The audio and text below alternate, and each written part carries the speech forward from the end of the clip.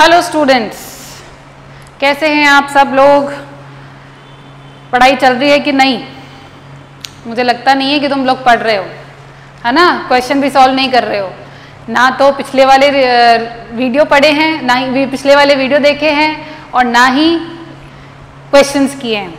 चलो कोई बात नहीं, धीरे धीरे जैसे हो रहा है करते रहो, लेकिन अब थोड़ी सी स्पीड बढ़ा दो क्योंकि अब तुम्हारे स्कूल हो सकता है खुलने लग जाए सितंबर में, अराउंड 15 सितंबर के बाद से कभी भी खुल सकते हैं। आप मान के चलिए सितंबर में कभी भी आपके स्कूल्स खुल सकते हैं और 9 से 12 तक का जो है स्कूल वो खुलेगा, बाकी छोटी क्लासेस का अभी कोई फरमान नहीं आया है। और साथ ही साथ आज सुप्रीम कोर्ट का ऑर्डर भी आया है कि नीट और जेईई एग्जाम्स भी हो रहे हैं, ठीक है, वो पोस्टपोन नहीं हो रहे हैं। यानी कि जब वो एग्जाम पोस्टपोन नहीं हो रहे हैं तो इसका मतलब है आपको भी आपकी तैयारी स्टार्ट कर देनी चाहिए, ठीक है। अगर हम पीछे हो गए तो हमारा 11th का कोर्स पूरा नहीं होगा और 11th का कोर्स पूरा नहीं होगा तो हम 12th का चालू नहीं कर पाएंगे, और अगर 12th का स्टार्ट नहीं हुआ तो हम फिनिश भी नहीं कर पाएंगे और फिर हमारे बोर्ड एग्जाम्स की भी तैयारी कैसे करेंगे। बेहतर होगा कि 11th क्लास जो है उसको आप अच्छे से पढ़िए, क्योंकि this is the very basic class. आप इसको नहीं पढ़ेंगे, आप इसे बहुत ही लेजी तरीके से लेंगे कि सोचेंगे नहीं नहीं नहीं, टालते जाएंगे और एट लास्ट आपके ऊपर बर्डन आ जाएगा। फिर आप जब नीट की तैयारी करने जाएंगे तो सब आपके सर के ऊपर से जाएगा। जब आप ड्रॉप आउट करेंगे तो सारा का सारा 11th and the 12th class आपको एक साल के अंदर पढ़ना होगा। तो आप सोच लीजिए, हमें तो यहाँ पर एक साल 11th के लिए कम पड़ जाता है, तो आपको तो पूरे एक साल के अंदर 11th और 12th की दोनों किताबें पढ़नी है, वो भी नीट के लिए। तो इसीलिए आपसे कह रही हूँ मैं बार बार कि आप अपने नोट्स वीडियोस देखिए और अपना नोट्स जो अगर आपके पास अवेलेबल है तो उनको पढ़िए, नहीं तो खुद शॉर्ट नोट बना दीजिए। कोई ज़रूरी नहीं है अगर जो आता है आपको तो उसको मत लिखिए, जो नहीं आता उसको नोट डाउन करिए और क्वेश्चंस भी साथ में कीजिए, ठीक है।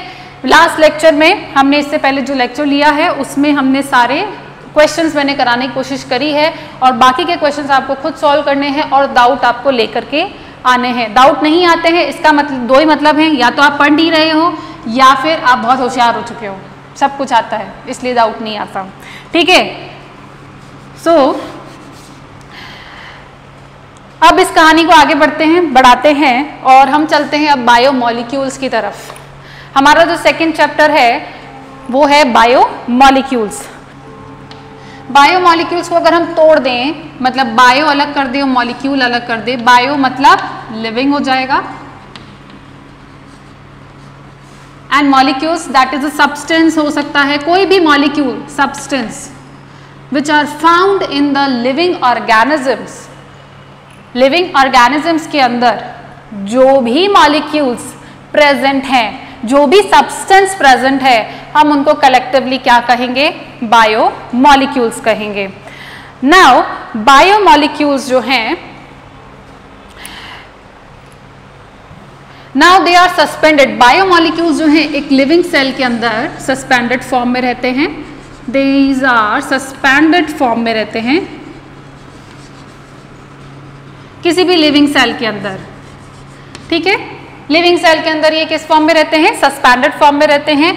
और इस सस्पेंडेड फॉर्म, ये जो बायोमॉलिक्यूल्स के साथ अगर मैं एक वर्ड और जोड़ दूं, द फ्लूइड, अगर मैं एक फ्लूइड एंड सस्पेंडेड फॉर्म के जो भी सब्सटेंस हैं, बायोमॉलिक्यूल्स हैं,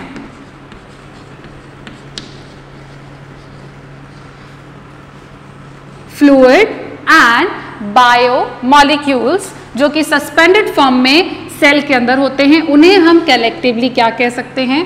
कोई बता सकता है? उसे हम कलेक्टिवली कह सकते हैं प्रोटोप्लाज्म। वापस शुरुआत करते हैं। बायोमॉलिक्यूल्स क्या है? वो मॉलिक्यूल्स जो आपको सस्टेनेबल बनाए रख रहे हैं, जो आपको जीवित रख रहे हैं, जो आपको कह रहे हैं that's why you are a living organism.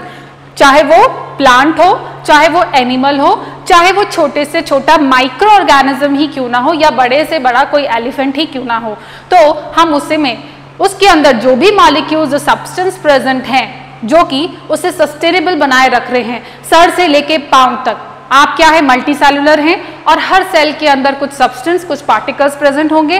वो सारे के सारे हम उनको किस कैटेगरी में रखेंगे, हम उन्हें कह रहे हैं बायोमॉलिक्यूल्स। और इसके अलावा जो अदर मॉलिक्यूल्स हैं उसे हम क्या कहेंगे, उसे हम बायोमॉलिक्यूल नहीं कहेंगे। आउट ऑफ द बॉडी हमारे जो भी मॉलिक्यूल्स यहाँ पर प्रेजेंट हैं उन्हें हम क्या कहेंगे, उन्हें हम बायोमॉलिक्यूल्स में नहीं रखेंगे। तो बायोमॉलिक्यूल्स वो है जो कि आपकी लिविंग सेल्स के अंदर प्रेजेंट है। क्या लिविंग सेल्स के अंदर प्रेजेंट हैं दोस मॉलिक्यूल्स। नाउ अब यहां पर एक टर्म हमको समझनी है, protoplasm. So what is the protoplasm? ठीक है, अगर मैं इसकी डेफिनेशन बताऊं तो the fluid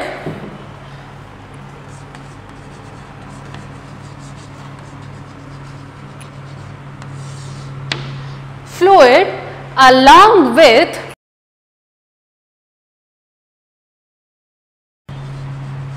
cell structure, the fluid along with cell structures of cell, sorry, all structure of cell bound, that are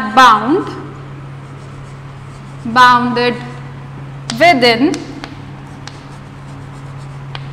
limit of cell membrane. So अगर इसे हम डिफाइन करें कि fluid along with all the structures of cell bounded, that are bounded with limit of cell membrane. So protoplasm क्या है? एक cell के अंदर, मैंने आपको शायद बताया था कि प्रोटोप्लाज्म, इस सेल के अंदर जितने भी स्ट्रक्चर्स प्रेजेंट हैं, इस सेल के अंदर जितने भी स्ट्रक्चर्स जो कि फ्लूइड के साथ प्रेजेंट है, उसे हम क्या कह रहे हैं? उसे हम प्रोटोप्लाज्म कह रहे हैं। सो बेसिकली प्रोटोप्लाज्म के अंदर क्या क्या इंक्लूड होगा? प्रोटोप्लाज्म के अंदर इंक्लूड होगा the cell membrane plus cytoplasm plus nucleus. तो अगर मुझे प्रोटोप्लाज्म बताना है तो प्रोटोप्लाज्म के अंदर ये तीन चीजें इंक्लूडेड होंगी।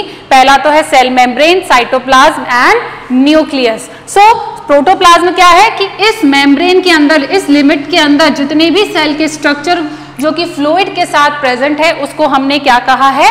प्रोटोप्लाज्म कहा है। क्या कहा है? प्रोटोप्लाज्म कहा है। अब देखो प्रोटोप्लाज्म में क्या इंक्लूडेड है? सेल मेम्ब्रेन, इसको मैं शॉर्ट में लिख सकती हूं, प्लस साइटोप्लाज्म प्लस न्यूक्लियस। ठीक है, और ये जो स्ट्रक्चर, ये तीनों को मिला के हम क्या कह रहे हैं? प्रोटोप्लाज्म कह रहे हैं। नाउ एक टर्म और आती है जिसको हम कहते हैं प्रोटोप्लास्ट। प्रोटोप्लाज्म जितनी भी सेल्स हैं, प्रोटोप्लाज्म जो है, सेल मेम्ब्रेन, साइटोप्लाज्मा, न्यूक्लियस को हम कह रहे हैं प्रोटोप्लाज्म कह रहे हैं। और एक जो टर्म आ रहा है प्रोटोप्लास्ट, उस प्रोटोप्लास्ट को क्या कहेंगे? देखो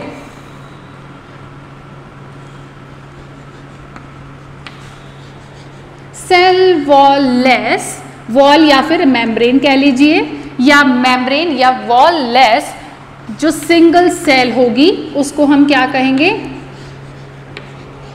सिंगल सेल जिसमें कि सेल वॉल क्या हो या मेम्ब्रेन क्या हो, एब्सेंट हो, उसको हम क्या कहेंगे? प्रोटोप्लास्ट कहेंगे। क्या कहेंगे? प्रोटोप्लास्ट कहेंगे। आ रही है बात समझ में? सो प्रोटोप्लाज्म और प्रोटोप्लास्ट में क्या डिफरेंस है? प्रोटोप्लाज्म हम कलेक्टिवली सेल मेम्ब्रेन, साइटोप्लाज्म और न्यूक्लियस को कह रहे हैं, और प्रोटोप्लास्ट क्या है? Protoplast is a cell wall less cell है। ठीक है, सेल वॉल लेस सेल है या मेम्ब्रेन लेस सेल है, उसको हम एक सिंगल सेल जो कि सेल वॉल लेस है, उसे हम क्या कह रहे हैं? प्रोटोप्लास्ट कह रहे हैं। नाउ प्रोटोप्लास्ट जो है, इसको कुछ साइंटिस्ट ने इसके बारे में डिस्कवर किया, इसको ऑब्जर्व किया। ठीक है, जैसे कि एक तो है डुजार्डिन है, यस, एक तो है कॉटी, एक है डुजार्डिन और एक है पुरकिंजे। हमें ये बस इतना याद होना चाहिए कि किसने क्या दिया, हमें ज्यादा डिटेल में नहीं जाना है। और एक साइंटिस्ट है, शुल्ज नाम है इनका। नाउ ये 4 साइंटिस्ट हैं जिसमें कॉटी एंड डुजार्डिन जो हैं इन्होंने इसको क्या किया था, ऑब्जर्व किया था। कॉटन और डुजार्डिन ने इनको ऑब्जर्व किया था किसी सेल के अंदर। एंड पुरकिंजे जो है इन्होंने इसको प्रोटोप्लाज्म, इन्होंने भी, पुरकिंजे ने भी ऑब्जर्व किया और इन्होंने जो टर्म है इन्होंने कॉइंड किया, coined the term protoplasm. Protoplasm,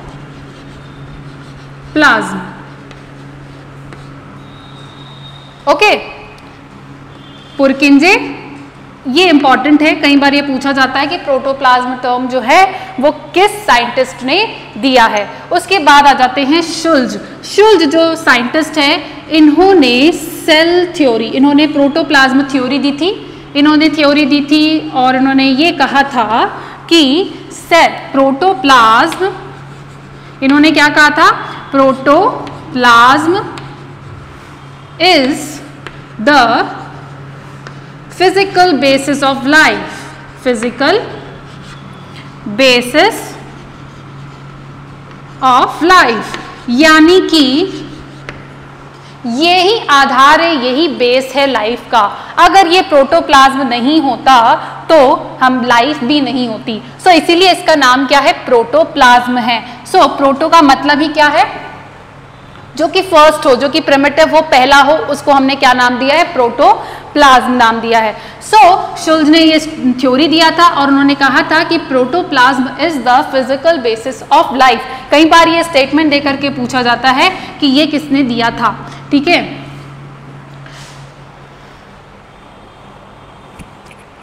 okay,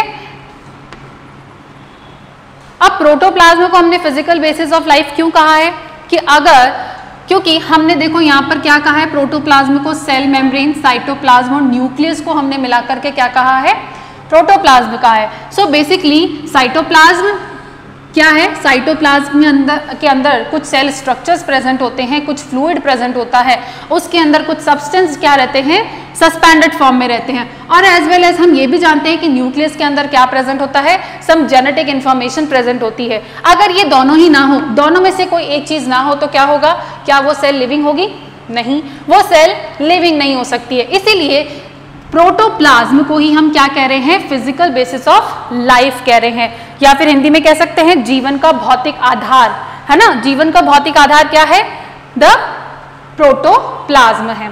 now ये तो हो गई साइंटिस्ट की बात, ये हो गई थोड़ी सी सिंपल डेफिनेशन की बात, ये हो गई साइंटिस्ट, एंड ये भी बता दिया कि प्रोटोप्लास्ट क्या है। नाउ अगर इसके नेचर की बात करें तो इसका नेचर कैसा होता है, इसका जो नेचर है, इसका नेचर होता है क्रिस्टेलो,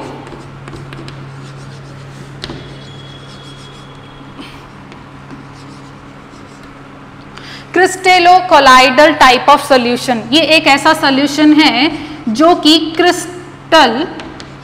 क्रिस्टेलो कोलाइडल फॉर्म में है। इसका नेचर कैसा है, क्रिस्टेलो कोलाइडल सॉल्यूशन है, मतलब ये इस टाइप का। अब बताओ क्रिस्टेलो और कोलाइडल का क्या मतलब हो सकता है, क्योंकि देखो साइटोप्लाज्म के अंदर ऑर्गेनिक और इनऑर्गेनिक फॉर्म दोनों ही मिलेगा। इनऑर्गेनिक का मतलब है कुछ सॉल्ट, मिनरल उसमें प्रेजेंट होंगे, एज वेल एज उसके अंदर शुगर भी प्रेजेंट होगा, अमीनो एसिड प्रेजेंट होगा, शुगर प्रेजेंट होगा, आयंस प्रेजेंट होंगे, ठीक है। और एज वेल एज उसके पास क्या प्रेजेंट होगा, कुछ बड़े मॉलिक्यूल्स भी प्रेजेंट होंगे, जैसे कि प्रोटीन प्रेजेंट होते हैं, ठीक है ना। अब ये जो मैक्रो मॉलिक्यूल्स होते हैं, प्रोटीन, लिपिड्स, ये सभी कार्बोहाइड्रेट के भी जो बड़े मॉलिक्यूल्स होते हैं वो भी प्रेजेंट होते हैं। नाउ यहाँ पर जो छोटे मॉलिक्यूल्स हैं जैसे कि आयन है, मिनरल्स हैं, है ना, ये जैसे मोनोमर्स है, जैसे शुगर है, वो किस फॉर्म में प्रेजेंट होंगे, क्रिस्टल के फॉर्म में प्रेजेंट होते हैं। वो किस फॉर्म में प्रेजेंट होते हैं, क्रिस्टल के फॉर्म में प्रेजेंट होते हैं, मतलब उनका जो स्ट्रक्चर, जैसे अगर आपने शुगर देखी तो वो किस फॉर्म में, हम जो शुगर लेते हैं क्रिस्टल है, क्रिस्टलाइज शुगर है ना, तो यहाँ पर भी कुछ क्रिस्टल फॉर्म में वो अपनी स्ट्रक्चर को लिए हुए रहते हैं प्रोटोप्लाज्म के अंदर, तो हम इसलिए उसको कहते हैं क्रिस्टलो। और साथ ही साथ जो मैक्रोमॉलिक्यूल्स होते हैं वो इस फ्लूइड के अंदर सस्पेंडेड फॉर्म में रहते हैं। किस फॉर्म में रहते हैं? ऐसे तैरते हुए रहते हैं। ऐसे बड़े बड़े मॉलिक्यूल्स होते हैं ना, तो वो कोई क्रिस्टल तो नहीं बना पाते, लेकिन वो सस्पेंडेड फॉर्म में रहते हैं। तो इसलिए हम जो सस्पेंडेड फॉर्म में जो कोलाइडल फ्लूइड रहता है उसको हम कहते हैं कोलाइडल फॉर्म कहते हैं। आप केमिस्ट्री में और डिटेल में पढ़ेंगे कि क्रिस्टल कोलाइडल क्या होता है। सो बेसिकली मैंने आपको बहुत जनरल वे में बता दिया कि क्रिस्टल कोलाइडल इसका क्या होता है, नेचर होता है। ठीक है, आई बात समझ में? कोलाइडल जो कि बड़े मैक्रोमॉलिक्यूल्स होते हैं वो किस फॉर्म में होते हैं? कोलाइडल फॉर्म में होते हैं। नाउ ठीक है, आई बात समझ में? यहां तक कोई दिक्कत है? ये तो हमने जनरल एक ले लिया कि बायोमॉलिक्यूल्स एंड प्रोटो। बायोमॉलिक्यूल्स पढ़ने से पहले हमने प्रोटोप्लाज्म ले लिया, क्योंकि ये जितने भी बायोमॉलिक्यूल्स हैं ये किसमें सस्पेंडेड फॉर्म में रहते हैं? प्रोटोप्लाज्म के अंदर सस्पेंडेड फॉर्म में रहते हैं। ठीक है, अभी हमने सिर्फ इतना जनरल आइडिया लिया है। अब हम सबसे पहले हमारा जो मेन फोकस रहेगा इस वीडियो के अंदर वो रहेगा बायोमॉलिक्यूल्स रहेगा। बायोमॉलिक्यूल्स के बारे में अभी हम बात कर रहे हैं। ठीक है, अब हमें पढ़ना है बायोमॉलिक्यूल्स जो हैं वो कितने टाइप के होते हैं। ठीक है, उसको हमने कैटेगरी बना देते हैं कि बायोमॉलिक्यूल्स जो हैं वो 2 टाइप के हो सकते हैं on the basis of their nature. ठीक है, पहला है इनऑर्गेनिक,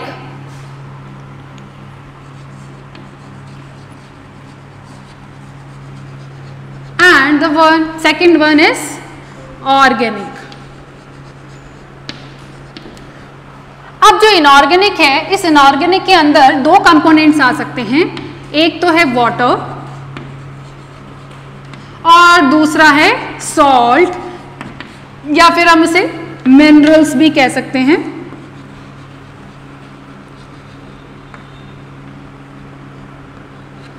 सॉल्ट एंड मिनरल्स। और ऑर्गेनिक के अंदर क्या क्या आ सकता है? ऑर्गेनिक के अंदर आ जाएगा प्रोटीन, लिपिड,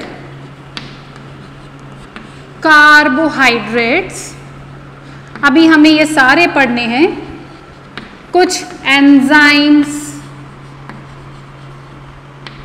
हार्मोन्स एटसेट्रा जो हैं वो क्या हो जाएंगे?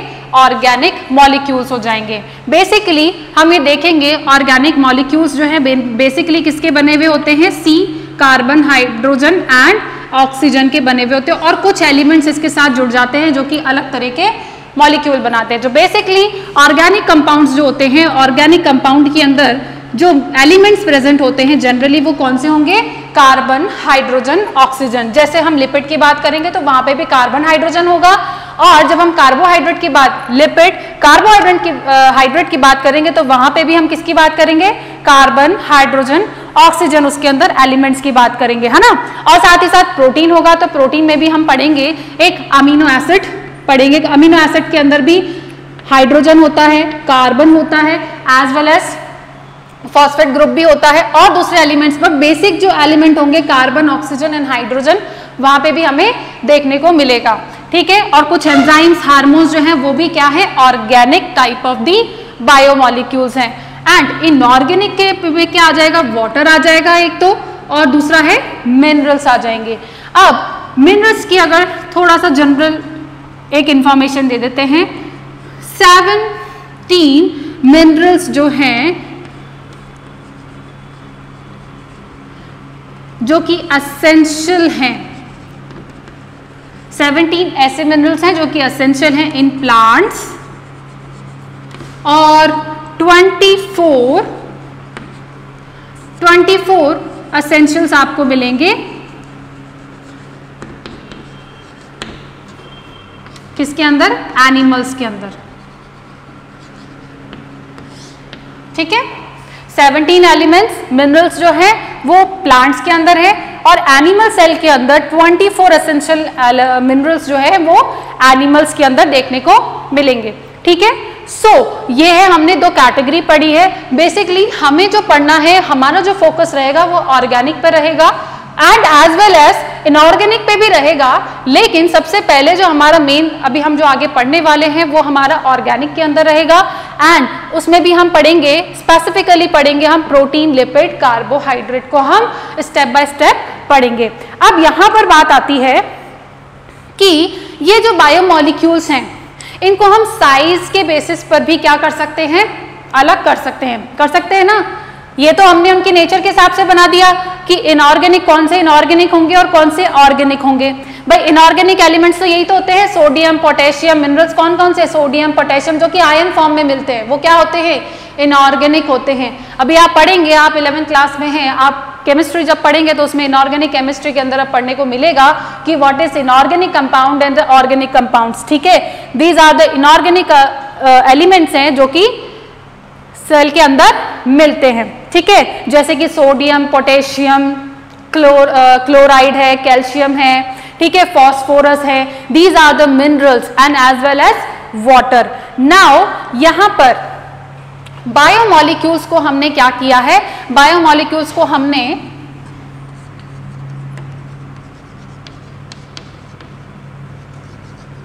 एक और कैटेगरी में डिवाइड कर दिया है। एक कैटेगरी है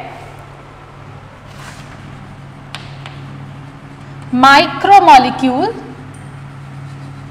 एंड दूसरी कैटेगरी है मैक्रोमॉलिक्यूल।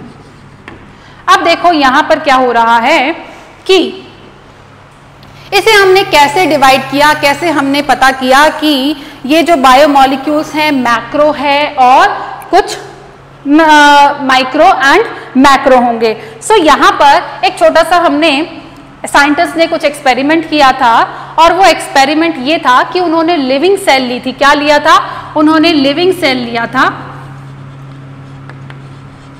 लिविंग सेल नहीं टिश्यू, एक कोई टिश्यू लिया था लिविंग, प्लांट हो सकता है, एनिमल भी हो सकता है, एंड उन्होंने एक साथ में एक एसिड, डाइल्यूट एसिड लिया था। डाइल्यूट एसिड, डाइल्यूट का मतलब क्या समझते हो, डाइल्यूट और कंसंट्रेटेड। डिटॉल, डिटॉल की बोतल देखिए, डिटॉल है। अब वो एक ढक्कन में अगर एक बाल्टी में डालूं, एक ढक्कन डिटॉल किस में डालूं, एक बाल्टी के अंदर डालूं, तो वो क्या हो जाएगा, सॉल्यूशन हो जाएगा। लेकिन वो सॉल्यूशन कैसा होगा, एक तो मैं डालूं, एक बाल्टी में डालूं, ठीक है, और मैंने क्या करा, एक तो मैंने मान लो 5 ढक्कन मैंने एक बाल्टी में डाले और 5 ढक्कन मैंने एक छोटे मग या ग्लास के अंदर डाले, तो बताओ दोनों में क्या अंतर होगा। उनमें अंतर ये होगा, डाइल्यूट और कंसंट्रेट का मतलब ये है, अगर आपको सॉल्यूशन के बारे में पता हो तो सॉल्यूशन के अंदर 2 कंपोनेंट्स होते हैं, एक होता है सॉल्यूट, क्या होता है, सॉल्यूट, और एक होता है सॉल्वेंट। सॉल्वेंट हमेशा क्या होता है, जनरली वाटर होता है। अनसॉल्यूट आप इसको मान सकते हैं, सॉल्ट भी ले सकते हैं, आप इसे शुगर भी ले सकते हैं, और जैसा अभी हमने एज एग्जाम्पल लिया था, सॉल्यूट के फॉर्म में डेटॉल लिया था। क्या लिया था, डेटॉल लिया था। ठीक है, तो हमारा सॉल्यूट क्या था, डेटॉल था। ठीक है, अब मैंने आपसे कहा कि एक तो मैंने बड़े से बाल्टी में डाला, ठीक है, 5 ढक्कन, और एक मैंने छोटे मग के अंदर डाला, तो बताओ दोनों में डिफरेंस क्या होगा। दोनों में डिफरेंस ये होगा कि जो बाल्टी वाला है ना, ये जो बड़ी सी मैंने बाल्टी के अंदर डाला है, 5 ढक्कन जो मैंने डाले हैं, या मान के चलिए 10 ml मैंने उसके अंदर क्या डाला है, इस 100 ml के अंदर, ये देखो 100 ml वाटर मैंने यहाँ पे लिया है, और एक मैंने 10 ml water as a solvent मैंने यहाँ पर लिया है। ठीक है, यहाँ पर मैंने 10 ml 5 ml मैंने यहाँ पे डिटॉल लिया था, और यहाँ पर 5 ml मैंने डिटॉल लिया था। अब बताओ इसमें कुछ डिफरेंस हुआ कि नहीं हुआ, डिफरेंस हुआ ना, लग रहा है कि नहीं लग रहा है डिफरेंस। भाई यहाँ तो 100 ml वाटर था और यहाँ पर केवल 10 ml ही वाटर है और उसमें मैंने आधा ml उसका आधा तो मैंने क्या डाल दिया, सॉल्यूट डाल दिया। तो ये तो हो गया कंसंट्रेटेड, यानी कि इसके अंदर सॉल्यूट की कंसंट्रेशन ज्यादा है, या आप ये कह सकते हैं कि यहाँ पर सॉल्वेंट कम है और उधर सॉल्वेंट ज्यादा है। तो बताओ ये डाइल्यूट मतलब कि जिसके अंदर सॉल्यूट की कंसंट्रेशन कम हो। अब इस 100 के अंदर तो 5 ml तो बहुत कम है ना, और इस 10 के अंदर 5 ml तो बहुत ज्यादा है। तो ये तो हो गया डाइल्यूट और ये हो गया कॉन्सेंट्रेट। ठीक है, अब जैसे अगर आपने, मैं बहुत ही और अच्छा एग्जाम्पल देती हूँ, सिंपल। वो देखा है आपने कभी गुलाब जामुन खाए हैं? गुलाब जामुन खाए हैं ना, रसगुल्ला भी खाया होगा, किसमें डुबे हुए रहते हैं? चाशनी क्या है? गाढ़ा सोल्यूशन है, कॉन्सेंट्रेटेड है, सांद्र है। कॉन्सेंट्रेटेड मतलब उसके अंदर चीनी ज्यादा है, सॉल्यूट ज्यादा है, बहुत ज्यादा है, कॉन्सेंट्रेटेड है। ठीक है, तो वो चाशनी जो होती है वो कैसी है? कॉन्सेंट्रेटेड है, and this is the dilute. ठीक है, डाइल्यूट ये वाला हम इसे कहेंगे डाइल्यूट, और ये चाशनी हो गई। ठीक है, तो ये तो था बेसिक सा चीज जो कि आप केमिस्ट्री में समझेंगे। शायद मैं इतने अच्छे से नहीं बता पाऊं, लेकिन मैंने मेरे हिसाब से आपको बता दिया ताकि हम अभी आगे का स्टोरी समझ सकें। हम क्या बात कर रहे थे कि मैंने आपसे कहा था कि लिविंग टिश्यू थी, उसको मैंने डाइल्यूट एसिड, मैंने कोई एसिड लिया, उसको मैंने डाइल्यूट कर दिया। डाइल्यूट करने का मतलब है कि मैंने एक ढक्कन 10 ml मैंने एसिड लिया, उसके अंदर 100 ml मैंने पानी डाल दिया, तो वो क्या हो गया? डाइल्यूट हो गया। ठीक है, अब इसको मैंने क्या कर दिया? ग्राइंड कर दिया। क्या कर दिया? ग्राइंड कर दिया। Living tissue plus dilute acid को मैंने ग्राइंड कर दिया। ग्राइंड करने पर मैंने इसको फिल्टर किया। ग्राइंड करने पर मैंने इसको क्या किया? फिल्टर किया। फिल्टर करने पर क्या होगा कि जो मैंने फिल्टर किया, एक तो वो होगा जो छन के आ जाएगा, फिल्टर होके आ जाएगा, जिसको हम कहते हैं फिल्टरेट। मैंने यहां पर एक फिल्टर पेपर लिया है, उस फिल्टर पेपर से छन करके क्या आ जाता है? फिल्टरेट। ठीक है, और कुछ ऐसा भी होता है जो कि यहां पर रह जाता है। ठीक है, तो जो फिल्टरेट है, दिस फिल्टरेट, अब यहां पर जो फिल्टरेट होकर के आया है वो क्या होगा? जो फिल्टरेट होके आया है वो क्या होगा? तो लिविंग टिश्यू के अंदर कुछ ऐसे सब्सटेंस होंगे जो कि डाइल्यूट एसिड के साथ सॉल्यूबल फॉर्म में, यानी कि सॉल्यूबल हो चुके होंगे, डिसॉल्व हो चुके होंगे, वो छन करके नीचे आए होंगे। तो जो छन के नीचे आए हैं, फिल्टर होकर के आए हैं, वो क्या है? जो कि सॉल्यूबल फॉर्म में आए हैं, यानी कि डिसॉल्व होकर के आए हैं। इस टिश्यू के अंदर जो सब्सटेंस थे वो डिसॉल्व होकर के नीचे फिल्टरेट में आ गए। ठीक है, अब जो फिल्टरेट नहीं हुए थे वो कहाँ रह गए? ऊपर रह गए। ठीक है, तो जो फिल्टरेट होके आए थे, जो डिसॉल्व हो गए, वो क्या थे? वो थे माइक्रोमोलिक्यूल्स। दैट्स वाई चाय बनाई है तो कभी चाय छानी है, छानी भी होगी, तो उसमें से जो छलनी होती है वो कैसी होती है? छलनी के ऊपर चाय पत्ती रह जाती है, ठीक है, और नीचे चाय छन के आ जाती है। तो जो चाय छन के आ गई, उसके मॉलिक्यूल्स इतने छोटे छोटे थे, इतने पतले, इतने माइन्यूट थे, इतने माइक्रो मॉलिक्यूल्स थे कि वो छलनी से निकल गए। और इसीलिए यहाँ पर भी तो यही हुआ सेम, कि यहाँ पर जो मॉलिक्यूल्स इतने माइक्रो थे, इतने छोटे थे कि वो फिल्टर पेपर से क्रॉस होकर के नीचे आ गए। डिसॉल्व फॉर्म में भी थे, एज वेल एज क्या थे? स्मॉल थे, बहुत छोटे थे, इसलिए वो फिल्टर में आ चुके, छन करके आ गए, और इसलिए हम उनको क्या कह रहे हैं? माइक्रो मॉलिक्यूल्स कह रहे हैं। सो यहाँ पर माइक्रो मॉलिक्यूल्स यहाँ आ जाएंगे। ठीक है, अब माइक्रो मॉलिक्यूल्स की बात करें तो यहाँ पर माइक्रो मॉलिक्यूल्स में क्या क्या आ जाएगा? मोनोमर्स, अमीनो एसिड हम पढ़ेंगे, अमीनो एसिड आ गया है। शुगर, शुगर के अंदर मान लीजिए जो शुगर मोनोमर है, शुगर का मतलब है ग्लूकोज, जो कि डिसॉल्व होकर के इसके अंदर आ चुका है। एज वेल एज यहाँ पर कुछ मिनरल्स भी आ चुके हैं जो कि डिसॉल्व फॉर्म में है। मिनरल्स यहाँ पर आ चुके हैं जो कि माइक्रो मॉलिक्यूल्स हैं।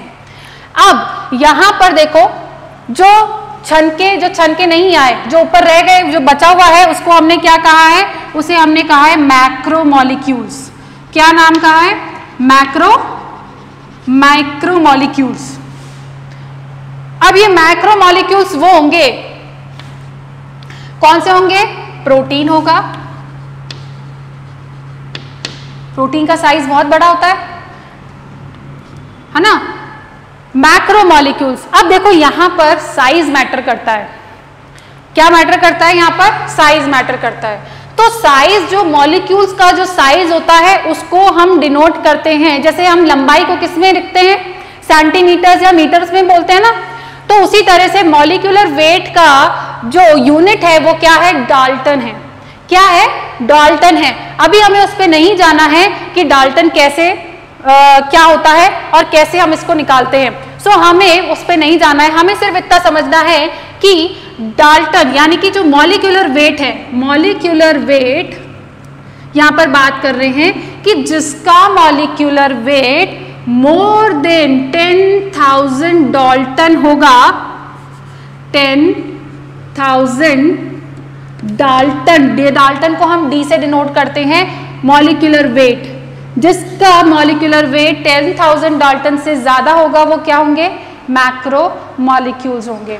और माइक्रोमोलिक्यूल्स फिर क्या साइज होगा इनका? इनका साइज होगा मॉलिक्यूलर वेट, इनका साइज होगा 18 डाल्टन से 800 डाल्टन तक, 18 से 800 डाल्टन तक इनका साइज होगा। आ रही है बात समझ में?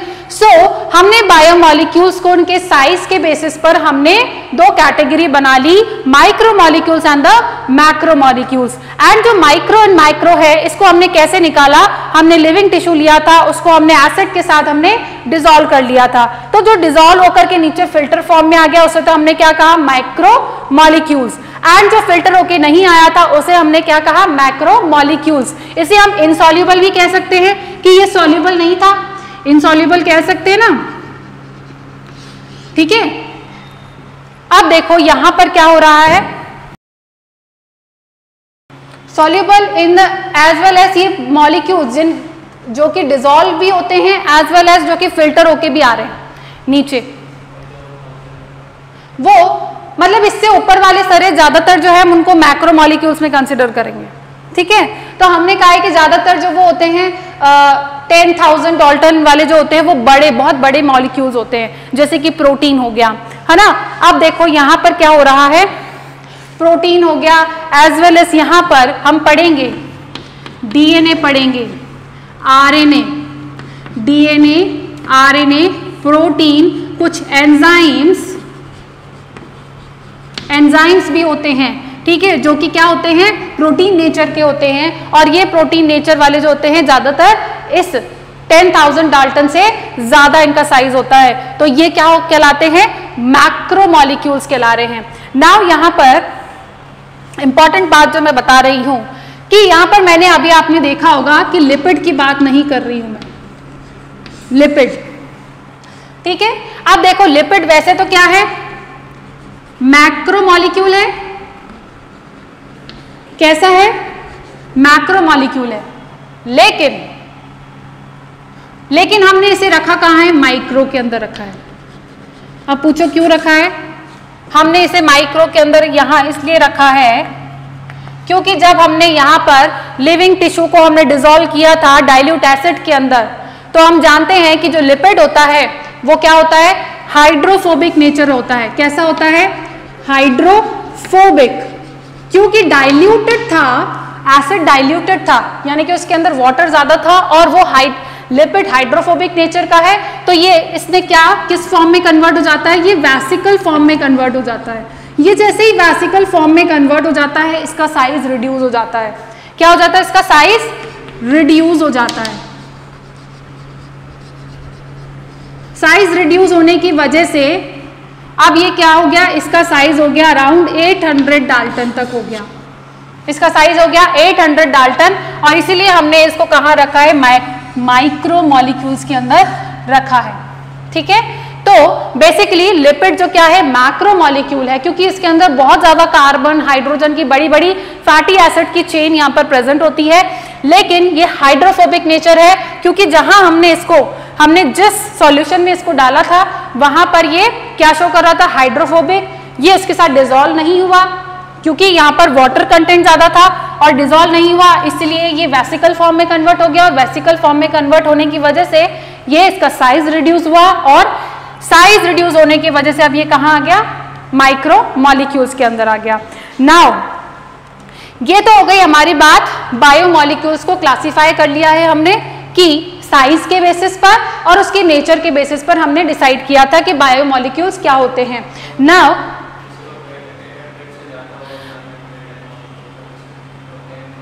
10,000 जनरली जो है, देखो इसको अगर हम ब्रॉड वे में मैं आपको बताऊं, ये तो हमने यहाँ पर जो एक्सपेरिमेंट किया था इस एक्सपेरिमेंट के बेसिस पर है, पर अभी आप जब हायर क्लासेस में जाएंगे तो वहां पर आप देखेंगे कि 10,000 अप टू 10,000 के अंदर, 10,000 के नीचे वाला, बिलो 10,000 के नीचे वाला माइक्रोमोलिक्यूल होता है।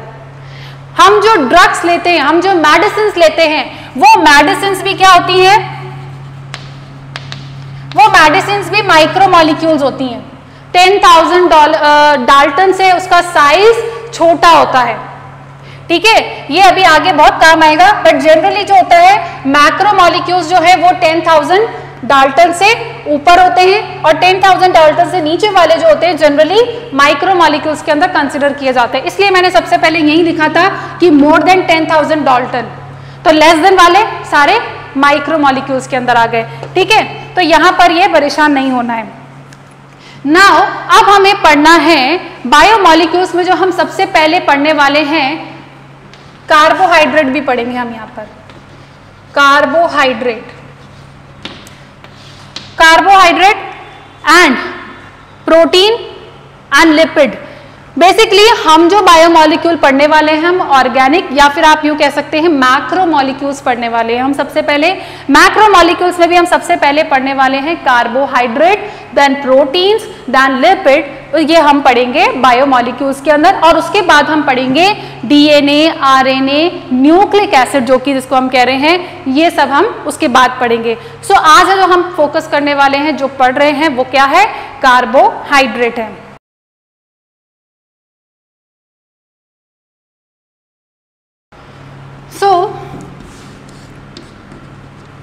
हम जो सबसे पहले पढ़ने वाले हैं वो है कार्बोहाइड्रेट्स के बारे में पढ़ रहे हैं।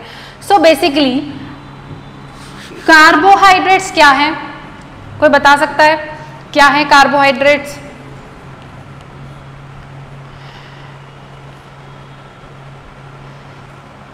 कोई बात नहीं, देखो किसी भी बात, यहाँ पर जो चीज़ें हैं, कई चीज़ें ऐसी होंगी जो आपको रटनी पड़ सकती है, लेकिन थोड़ा सा अगर हम बेसिक कॉन्सेप्ट को समझे तो हम नाम से इसका मतलब निकाल सकते हैं कि कार्बोहाइड्रेट्स यानी कि हाइड्रेट्स ऑफ कार्बन। क्या कह रहे हैं? Hydrates of carbon. एक सिंपल सा एग्जाम्पल लेके चलते हैं। इनका जो जनरल फॉर्मूला होता है, फिर हम एग्जाम्पल पे जाएंगे। इनका जो जनरल फॉर्मूला होता है वो क्या होता है? CHO, this is X and this is Y। अब देखो यहां पे देखो कार्बन और यहां पर है H2, तो H2 को मैं हाइड्रेट बोल सकती हूं, H2 को हम हाइड्रेट ही बोल सकते हैं ना। तो ये है कार्बन। एग्जाम्पल लेते हैं, ग्लूकोज का अगर मैं फॉर्मूला लूं C6H12O6, तो यहां पर मैं अगर देखूं तो बेसिकली मुझे यहां पर क्या देखने को मिल रहा है? अगर मैं रेशियो निकालूं तो क्या रेशियो आ रहा है? 1:1। तो ये वाला जो रेशियो है ये क्या बता रहा है? वाटर। तो ये किसका फॉर्मूला लग रहा है? वाटर का फॉर्मूला लग रहा है कि नहीं लग रहा है ना? तो इसलिए हम कह रहे हैं कि it is a hydrates of carbon, इसे जनरली हम इसे हाइड्रेट्स ऑफ कार्बन कहते हैं और इसका जो जनरल फॉर्मूला है वो ये है, यानी कि रेशियो तो वाटर का ऐसा ही होगा, ऐसा ही लिखा जाएगा। अगर कोई आपसे पूछे कि जनरल फॉर्मूला क्या है कार्बोहाइड्रेट्स का, आ रही है बात समझ में? तो ये है ग्लूकोज, जैसे कि हमने एग्जाम्पल के तौर पर लिया। अब यहां पर देखो CHO यानी कि 1:2 यहां लिखा था ना मैंने, तो रेशियो जो होता है वो ये होता है, कार्बोहाइड्रेट्स का रेशियो इस तरह से होता है C1H2O1, ठीक है। आ रही है, जितने कार्बन है उतने ही ऑक्सीजन होंगे, ठीक है, और उसका डबल क्या होगा, हाइड्रोजन होगा, ठीक है। सो यहां पर जनरली जो कार्बोहाइड्रेट्स होते हैं, जनरली की बात कर रही हूं, जनरली कार्बोहाइड्रेट्स जो होते हैं वो क्या होते हैं, soluble in water, soluble in water form में रहते हैं, ठीक है। और ये जो कार्बोहाइड्रेट्स हैं, they are the prime source, they are the main source of energy. आपको इंस्टेंट एनर्जी चाहिए तो आपको क्या दिया जाता है, आपको ग्लूकोज दिया जाता है, ग्लूकोज पिलाया जाता है ना, तो इंस्टेंट एनर्जी चाहिए हो तो कार्बोहाइड्रेट, तो हमें जब एनर्जी चाहिए होती है तो सबसे पहले वो क्या लेता है, कार्बोहाइड्रेट्स ही लेता है, क्योंकि इंस्टेंटली जो एनर्जी दे सकता है वो केवल कार्बोहाइड्रेट्स दे सकता है। जैसे ही कार्बोहाइड्रेट खत्म हो गया तो उसके बाद वो प्रोटीन पर आएगा, प्रोटीन खत्म हो गया तब जाकर के वो फैट पर आएगा। सो बेसिकली जो main source of the energy है 55 to 60% ऑफ एनर्जी जो है, 55 to 60% of the energy of our body is, कौन देता है उसको, कार्बोहाइड्रेट्स दे रहा है, ठीक है। सो यहां पर ये है जनरल हमने बात करी है कार्बोहाइड्रेट्स की। सो अब हम मेन मुद्दे पर आ जाते हैं कि कार्बोहाइड्रेट्स, यहां पर कार्बोहाइड्रेट्स को हमने क्या किया है, क्लासिफाइड किया है, क्या किया है, क्लासिफाइड किया है कार्बोहाइड्रेट्स को। सबसे पहला है मोनोसैकेराइड। अभी हम बात करेंगे मोनोसैकेराइड क्या होता है, सॉरी मोनोसैकेराइड, सैकेराइड क्या होता है, मोनो का तो मतलब एक है, die saccharide,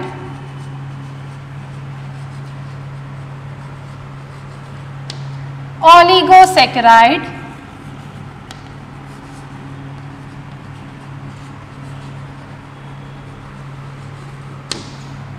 and the fourth one is polysaccharide. अगर मैं आपको इसका एक एग्जाम्पल दूं तो बहुत आसानी से समझ जाएंगे। इसका एग्जाम्पल है सेल्यूलोज एंड ग्लाइकोजन। ये दो नाम तो आपको रटे हुए होने ही चाहिए पॉलीसैकेराइड में, सेल्यूलोज एंड ग्लाइकोजन। अभी इस पे मत आओ, अब देखो मैंने यहां पर क्या लिखा है, सैकेराइड। सैकेराइड जो है, सैकेराइड हम इस यहां पर जो मीनिंग है उसका मतलब होता है स्वीट टेस्ट। क्या मतलब होता है, स्वीट टेस्ट।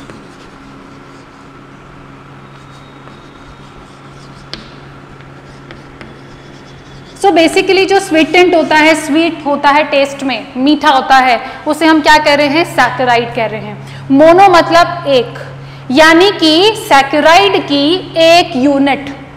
तो यहां पर मोनोसैकेराइड का मतलब ये है कि कार्बोहाइड्रेट जो बेसिकली एक यूनिट है, एक यूनिट को हम क्या कह रहे हैं, एक यूनिट अगर यहां पर प्रेजेंट होगी तो हम उसे कहते हैं, क्या कह रहे हैं, मोनोसैकेराइड।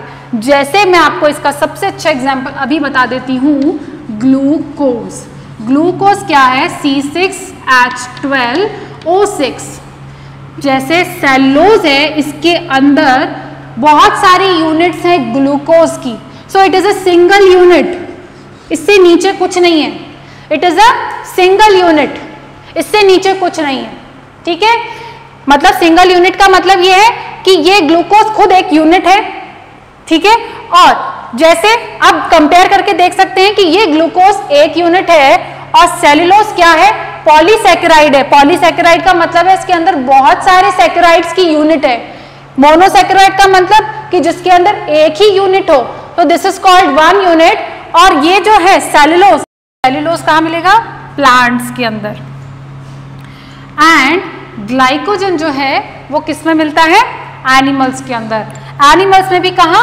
लिवर सेल के अंदर। लिवर सेल्स में प्रेजेंट होता है ग्लाइकोजन, स्टोर्ड रहता है। ये स्टोर जो ग्लूकोज है उस ग्लूकोज को क्या करके रखता है? स्टोर करके। एक्स्ट्रा जो ग्लूकोज है, अगर आपकी बॉडी के अंदर एनर्जी की रिक्वायरमेंट नहीं है, कोई भी ग्लूकोज जो है कोई भी सेल नहीं ले रही है, तो क्या किया जाता है कि उस टाइम पर जो एक्स्ट्रा ग्लूकोज है बॉडी के अंदर या ब्लड के अंदर, वो क्या किया जाता है? स्टोर किया जाता है in the form of glycogen. So basically glycogen क्या है? It is a unit of glucose. क्या है? ग्लूकोज की यूनिट है। ग्लूकोज का पॉलीसैकेराइड है। क्या है? पॉलीसैकेराइड है। पॉली मतलब ग्लूकोज की बहुत सारी यूनिट्स हैं, that's why we are saying it polysaccharide. Glycogen and cellulose जो है ये दोनों की दोनों क्या है? पॉलीसैकेराइड्स हैं। मोनोसैकेराइड क्या थी? Glucose as well as fructose. इसके एग्जाम्पल हैं, अभी हम और पढ़ेंगे। तो मोनोसैकेराइड एंड पॉलीसैकेराइड में हमें डिफरेंस पता चल चुका है कि क्या है। तो अब हम ये बता सकते हैं कि जो डाइसैकेराइड है वो क्या होंगे? डाइसैकेराइड होंगे जिनके अंदर सैकेराइड की 2 यूनिट्स प्रेजेंट हो। ठीक है, यानी कि अगर मैं इसको हाइड्रोलाइज, डाइसैकेराइड को अगर मैं हाइड्रोलाइज करूं तो इससे क्या यूनिट्स निकलेंगी? कितने? 2 यूनिट्स हमें अलग अलग मिलेगी, एक एक यूनिट हमें मिलेगी, है ना। ओलिगोसैकेराइड का मतलब है मोर देन 2 लेस देन 20, 3 से 20 यूनिट्स जो होंगी ओलिगोसैकेराइड में प्रेजेंट होती हैं। एंड पॉलीसैकेराइड के अंदर more than 20 units, more than 20 units इसके अंदर प्रेजेंट होती हैं, उसे हम कहते हैं पॉलीसैकेराइड कह रहे हैं। सो बेसिकली अब हम पढ़ने जा रहे हैं मोनोसैकेराइड के बारे में पढ़ने जा रहे हैं। सो यहां पर अब हम जो पढ़ने वाले हैं, सबसे पहले हम पढ़ने वाले हैं मोनोसैकेराइड्स के बारे में पढ़ने वाले हैं। These are the simplest, these are the simplest sugar, these are the simplest sugar and can't be hydrolyzed further, can't be hydrolyzed further। now अब इसके अंदर ये सिंगल यूनिट तो है, सिंपलेस्ट शुगर है as well as single unit है। तो जो सिंगल यूनिट होती है उसके अंदर कार्बन की जो नंबर है, नंबर ऑफ कार्बन कितने होंगे? तो उस एक यूनिट के अंदर जो नंबर ऑफ कार्बन है वो 3 to 7 हो सकते हैं। कितने हो सकते हैं? 3 to 7, यानी कि 3 कार्बन से लेकर के 7 कार्बन वाले क्या कहेंगे उनको? हम कार्बोहाइड्रेट्स कहेंगे। सो बेसिकली 3 कार्बन वाला, 4 कार्बन, 5 कार्बन, 6 कार्बन, 7 कार्बन। जो 3 कार्बन वाला जो मोनोसैकेराइड है, 3 कार्बन वाला मोनोसैकेराइड का क्या एग्जाम्पल है? इसका एग्जाम्पल है ग्लिसरल एल्डिहाइड। ग्लिसरल एल्डिहाइड इसका एग्जाम्पल है। नाउ 3 कार्बन वाली, यानी कि इसके अंदर कितने कार्बन प्रेजेंट है? 3 कार्बन वाला है ये। 3 कार्बन का मतलब है, अब इसका फॉर्मूला तुम बता सकते हो कि इसका क्या फॉर्मूला होगा? C3 कितना होना चाहिए? ऑक्सीजन भी कितना होगा? 3 होगा। तो हाइड्रोजन कितना होगा? 6 होगा, डबल। यही होगा इसका फॉर्मूला, है ना। अब जैसे 4 कार्बन वाले मोनोसैकेराइड की बात करूं तो क्या एग्जाम्पल है? टेट्रोज। इसका है अब इसका क्या होगा फॉर्मूला, C4H8O4, ठीक है। अब जैसे 5 कार्बन वाला हमने पढ़ा था, बताओ एक एग्जाम्पल, राइबोस पढ़ा था नहीं पढ़ा था, मैंने बताया था ribose is a 5 carbon of sugar. Ribose 5 carbon वाला शुगर है, एज वेल एज एराबिनोस।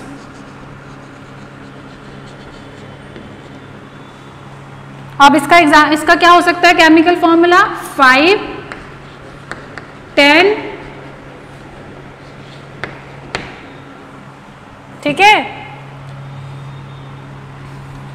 6 कार्बन वाले बताओ, जिसके अंदर 6 कार्बन होते हैं, ऐसा मोनोसैकेराइड, ऐसा यूनिट, ऐसा सैकेराइड जिसके अंदर 6 कार्बन होते हैं, ग्लूकोस, फ्रक्टोस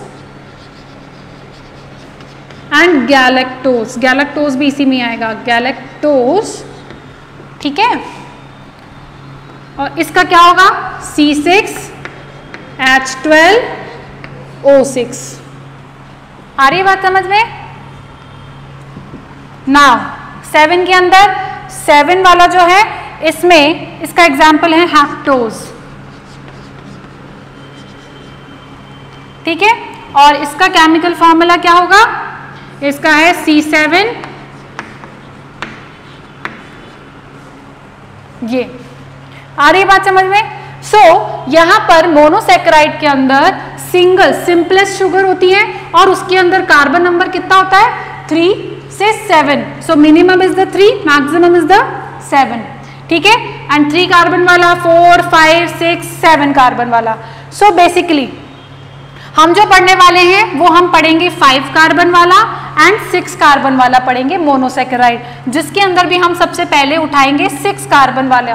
तो जो 6 कार्बन वाला है इसको हम क्या कहते हैं, हेक्सोस भी कहते हैं। इसे हम क्या कहते हैं, हेक्सोस शुगर भी कहते हैं, ठीक है। ये जो मोनोसैकेराइड्स होते हैं ये या तो रिंग फॉर्म में भी हो सकते हैं, रिंग फॉर्म और चेन फॉर्म में भी हो सकते हैं। अभी हम समझेंगे कि रिंग फॉर्म क्या होता है और चेन, ओपन चेन फॉर्म में भी ये प्रेजेंट हो सकते हैं, ठीक है। अब वो हम आगे बात करेंगे कि कैसे, ठीक है। मोनोसैकेराइड क्या कह रहा है, सिंपलेस्ट शुगर है, कांट बी हाइड्रोलाइज्ड। अगर मैं इसको हाइड्रोलाइज अब करना चाहूं तो नहीं कर सकती, लेकिन डाइसैकेराइड, ओलिगोसैकेराइड एंड पॉलीसैकेराइड को अगर मैं हाइड्रोलाइज करती हूं तो वो क्या होंगे, वो ये यूनिट्स वहां से निकल करके आएंगी हाइड्रोलाइज होकर के, ठीक है। आज हम पढ़ने वाले हैं ओनली मोनोसैकेराइड। मोनोसैकेराइड में भी हम सबसे पहले पढ़ेंगे, मोनोसैकेराइड के अंदर भी हम पढ़ रहे हैं हेक्सोस शुगर।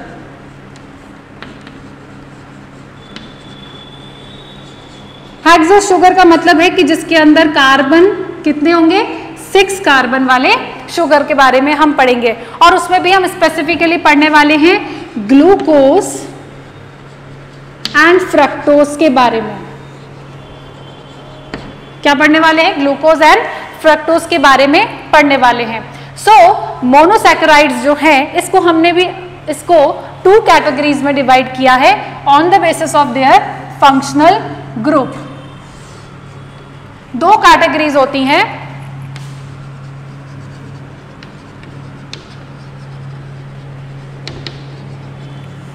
एक तो शुगर होती है aldose sugar and ketose sugar. एक होती है एल्डोज शुगर और एक होती है कि मैं बहुत आराम से पढ़ा रही हूँ, धीरे धीरे पढ़ा रही हूँ ताकि तुम्हें समझ में आ जाए, बेसिक है, इसके बाद हम थोड़ा सा स्पीड में पकड़ेंगे, ठीक है। एल्डोज शुगर एक तो है कि एल्डोज शुगर हम किसको कह रहे हैं, जिसमें एल्डिहाइड ग्रुप प्रेजेंट हो, aldehyde group which is a functional group, aldehyde group present हो, उस शुगर को हम क्या कहते हैं, एल्डोस शुगर कहते हैं। और कीटोस शुगर हम किसको कह रहे हैं? जिसके अंदर कीटोन ग्रुप प्रेजेंट हो, कीटोन ग्रुप प्रेजेंट हो। सो कीटोन ग्रुप क्या है? कीटोन ग्रुप को हम ऐसे लिख सकते हैं, ठीक है। और सी एल्डिहाइड को हम ऐसे लिखते हैं, तो this is the aldehyde group.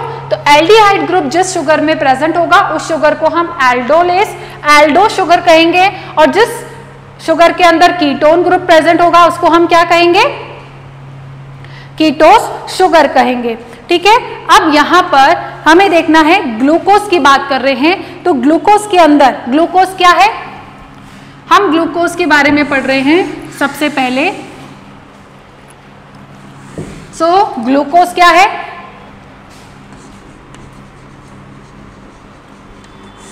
Glucose एक एल्डोस शुगर है। क्या है? एल्डोस शुगर है, ठीक है। स्वीट टेस्ट होता है, स्वीटेंट होती है, ठीक है। एज वेल एज इसको ग्रेप शुगर भी कहते हैं। क्या कहते हैं? इसे हम ग्रेप शुगर भी कहते हैं, ग्रेप में प्रेजेंट होती है, दैट्स व्हाई हम इसे ग्रेप शुगर भी कहते हैं ग्लूकोज को। नाउ अब हम ग्लूकोज के स्ट्रक्चर की बात करें तो ग्लूकोज में कितने कार्बन होते हैं? C6H12O6। आ रही है बात समझ में? अब देखो मैं इसका स्ट्रक्चर बना रही हूं। सो यहां पर खास बात यह है कि यहां पर जो फंक्शनल ग्रुप, जो कि एल्डिहाइड ग्रुप है, वो हमेशा टर्मिनल पर प्रेजेंट होता है। कहां होता है? टर्मिनल पर प्रेजेंट होता है। और ये हमेशा सब टर्मिनल पर प्रेजेंट होता है। कहां प्रेजेंट होता है? सब टर्मिनल पर प्रेजेंट होता है। सो देखो यहां पर स्ट्रक्चर मैं बना रही हूं। पहले तो मैंने कार्बन गिन लूं, कितने हैं? 1 2 3, थोड़ा सा जगह चाहिए होगी हमें।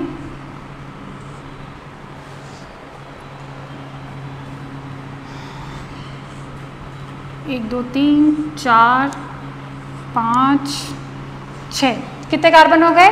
6 कार्बन हो गए। अब देखो टर्मिनल पर प्रेजेंट है क्या?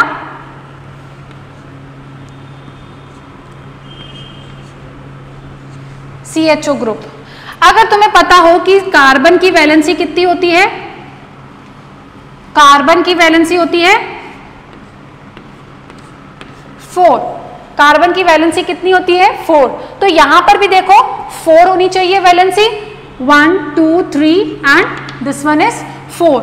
अब देखो यहां पर, अब देखो हमें हाइड्रोजन और ऑक्सीजन जो है किस फॉर्म में प्रेजेंट होते हैं? यहां पर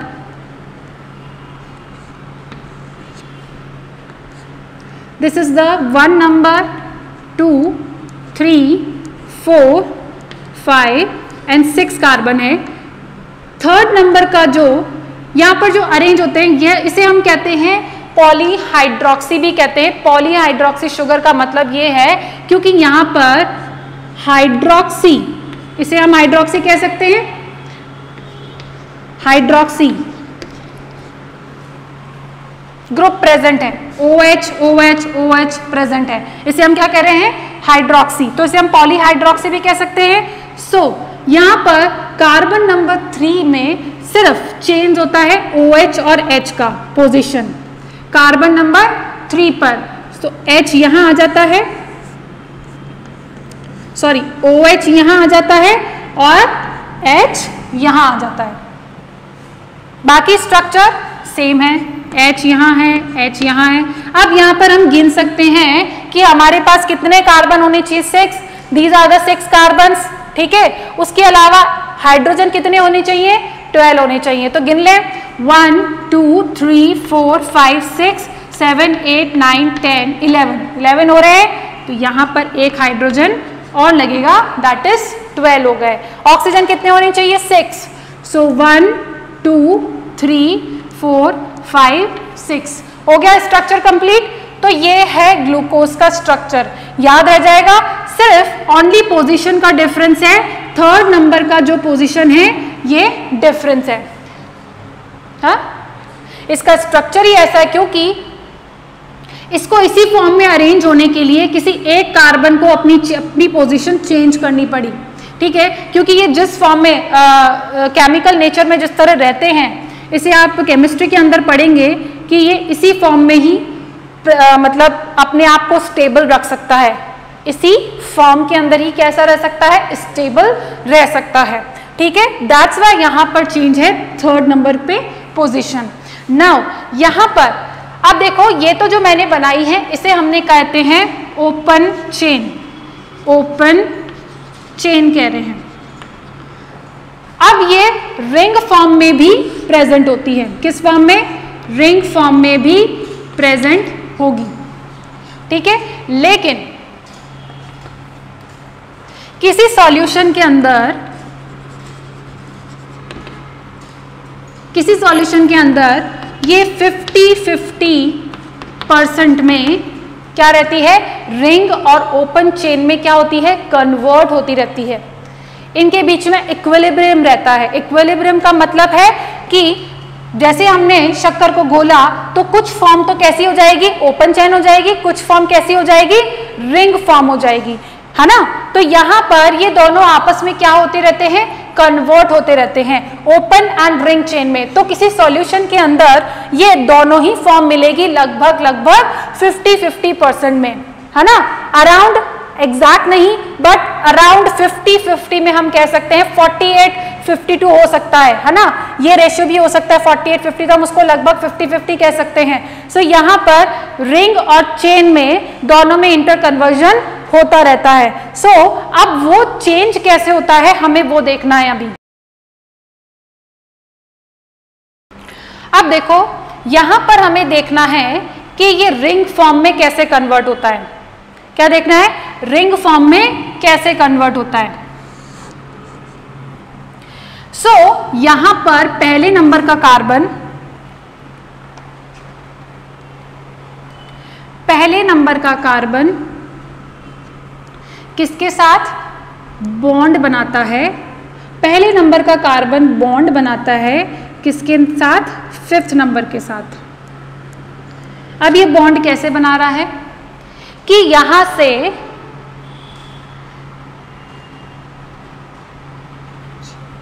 यहां से एक तो OH निकल जाता है, यहां से निकल जाता है क्या, OH ग्रुप, और यहां से निकल जाता है H ग्रुप।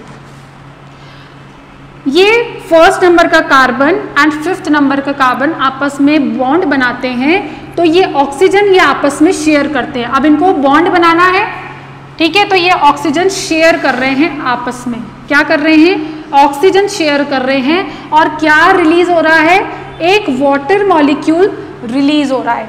क्या रिलीज हो रहा है, वाटर मॉलिक्यूल रिलीज हो रहा है। तो जब इन दो वाटर मॉलिक्यूल अब रिलीज हो चुका है, ये आपस में बॉन्ड बना चुके हैं, ठीक है, कार्बन 1 और कार्बन 5th बना चुके हैं। नाउ अब यहां पर क्या होता है कि ये अब रिंग स्ट्रक्चर अटेन करते हैं। क्या करते हैं, रिंग स्ट्रक्चर। अब देखो रिंग स्ट्रक्चर अटेन करने के लिए क्या होना चाहिए, पहला तो मैंने बनाया ऑक्सीजन, ये ऑक्सीजन यहां जोड़ा, 1st number carbon, 2nd number carbon, 3rd number carbon, 4th number carbon and 5th number carbon.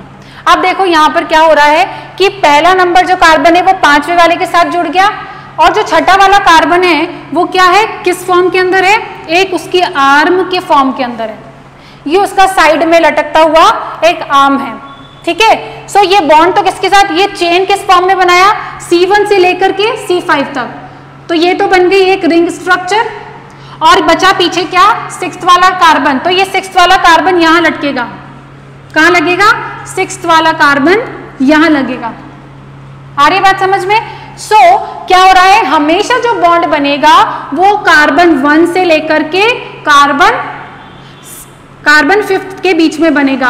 अगर बात करें तो एल्डो शुगर की बात करें, एल्डो शुगर में क्या होता है, जो CHO यानी कि एल्डिहाइड ग्रुप है वो हमेशा टर्मिनल पे होता है, तो इसीलिए टर्मिनल का मतलब है 1st कार्बन यही बना रहा है, तो 1st कार्बन से लेके 5th कार्बन के साथ ये क्या बनाएगा, बॉन्ड बनाएगा, H2O रिलीज हो गया, H2O रिलीज हुआ, लेकिन वो H2O जो है अब कहां जाकर के अटैच्ड होगा?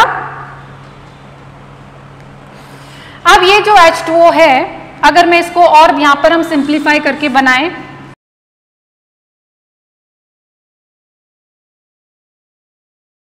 ठीक है, ये मैंने अभी रफ डायग्राम बनाया है H। अब जो हमने यहाँ पर एक H2O मॉलिक्यूल निकाला था वो कहाँ जाके जुड़ जाएगा? इस फर्स्ट वाले कार्बन के साथ अगेन जुड़ जाएगा, H और OH, और फिर ये वाला स्ट्रक्चर बनेगा, ठीक है। रिंग फॉर्म में कैसे बना? 1 से लेकर के 5th तक इसने क्या करा? रिंग बना ली, 5th के साथ अटैच्ड होकर के, और एक हाइड्रोजन एक H2O मॉलिक्यूल निकल गया। वो H2O मॉलिक्यूल बाद में कहाँ आके जुड़ा? वो आकर के जुड़ा फर्स्ट वाले कार्बन के साथ आकर के जुड़ा। तो फर्स्ट वाला कार्बन यहाँ है, इसके साथ आकर के जुड़ेगा H एंड ये OH एंड H, यहाँ पर आके इसके साथ ये जुड़ेगा। हमने यहाँ पर इंपॉर्टेंट बात क्या है कि बॉन्ड किसके बीच में बन रहा है? C1 और C5 के बीच में बन रहा है, एज वेल एज यहाँ से OH निकला, यहाँ से एक H निकाल दिया, H2O निकल गया, रिलीज हो गया, वो बाद में आकर के C1 पर आके जुड़ जाएगा, ठीक है। और यहाँ पर जो बॉन्ड बनता है इसे हम कहते हैं, यहाँ पर जो इनके बीच में बॉन्ड बन रहा है इसे हम कहते हैं ग्लाइकोसाइडिक बॉन्ड कह रहे हैं। इसे हम क्या कह रहे हैं? ग्लाइकोसाइडिक बॉन्ड कहते हैं। नाउ ये जो रिंग स्ट्रक्चर बनी है, ये जो रिंग स्ट्रक्चर बनी है, इस रिंग के अंदर कितने कार्बन प्रेजेंट है? इस कंप्लीट इस रिंग के अंदर अंदर तो 5 कार्बन प्रेजेंट है, 5 कार्बन प्रेजेंट है, ठीक है। और 5 कार्बन, एक ऑक्सीजन यहां पर प्रेजेंट है। तो इस होल स्ट्रक्चर को हम क्या कह रहे हैं? इसे हम कहते हैं पाइरेनोस रिंग, हम इसे कहते हैं। क्या कह रहे हैं? पाइरेनोस रिंग कह रहे हैं, ठीक है। और इस रिंग स्ट्रक्चर को हम क्या कहते हैं? ये तो है हेक्सागोनल। हेक्सागोनल का मतलब है, हेक्सागोनल समझ रहे हो ना, 6 आर्म्स है जिसकी, तो ये हेक्सागोनल है। लेकिन इस रिंग के अंदर 5 कार्बन है और एक ऑक्सीजन है, तो उस रिंग को हम कहते हैं, हम बात जब करते हैं कार्बोहाइड्रेट्स की तो इसके अंदर हम कहते हैं पाइरेनोस रिंग कह रहे हैं हम इसके अंदर, ठीक है। ये है कार्बोहाइड्रेट्स की हमने जो बात करी है, सिर्फ ग्लूकोज की बात करी है अभी, ठीक है। अब हम बात करते हैं फ्रक्टोज की। अब हम बात करते हैं फ्रक्टोज की। अरे ये बात समझ में आ गई यहाँ पर? अब जो यहाँ पे फ्रक्टोज है, यहाँ पे जो फ्रक्टोज है उसका भी फॉर्मूला क्या है? C6H12O6 है। इसको हम, ये फ्रूट्स में प्रेजेंट होती है ये शुगर, इसलिए इसको फ्रूट शुगर भी कहते हैं।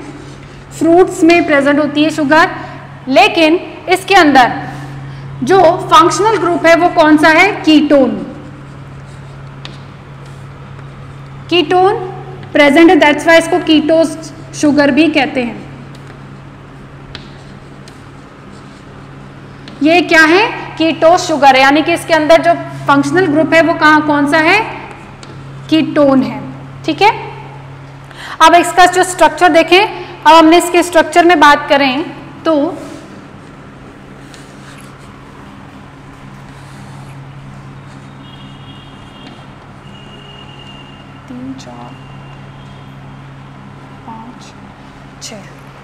ठीक है, 6 कार्बन है। अब देखो यहां पर क्या हो रहा है?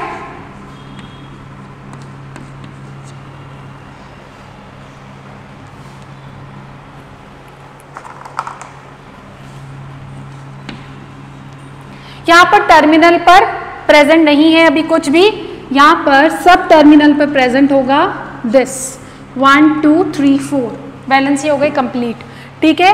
अब 3rd नंबर का कार्बन एज इट इज जो पोजीशन थी वैसा ही रहेगा, H and OH as it is रहेगा,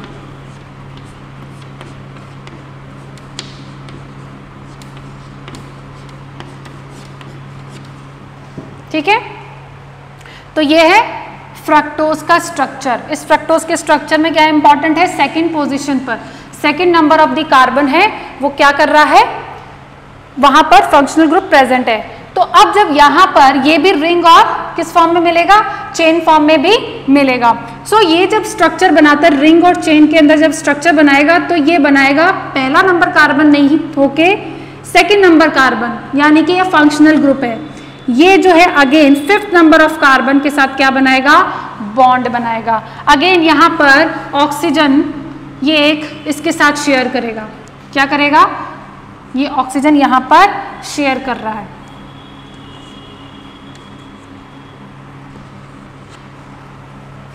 ठीक है, अब देखो यहां क्या हो रहा है कि जब सेकेंड नंबर वाला जो कार्बन है वो फिफ्थ नंबर वाले कार्बन के साथ अटैच्ड हो गया, ठीक है, ग्लाइकोसाइड एक बॉन्ड बनाया अगेन, लेकिन यहां पर अब देख रहे हो कि यहां पर हमने सेम एज इट इज हो रहा है, सिक्स नंबर वाला कार्बन भी पीछे रह गया है ना, और यानी कि रिंग के अंदर नहीं आ रहा, रिंग के अंदर वही आएगा जो कि जहां से बॉन्ड बना है। तो सेकंड नंबर जो है वो फिफ्थ नंबर वाले के साथ बॉन्ड बनाया है, तो केवल यही क्या होंगे, रिंग के अंदर आएंगे। तो कितने आ रहे हैं, 1 2 3 4। सो देखो 1 2 3 4, आ रही बात समझ में। एक कार्बन यहां रह गया एक नंबर पे, ये देखो पहला वाला कार्बन कहाँ है, बाहर है, रिंग से बाहर है, तो ये कार्बन क्या होगा, रिंग से बाहर हो जाएगा। तो फर्स्ट नंबर का कार्बन ये है, सेकंड नंबर का कार्बन ये है, थर्ड नंबर का कार्बन ये है, फोर्थ नंबर का कार्बन यहाँ आएगा, फिफ्थ नंबर का कार्बन ये है, और अगेन फिफ्थ नंबर के साथ एक आर्म निकल रही है, वहां पे सिक्स नंबर का कार्बन आ रहा है।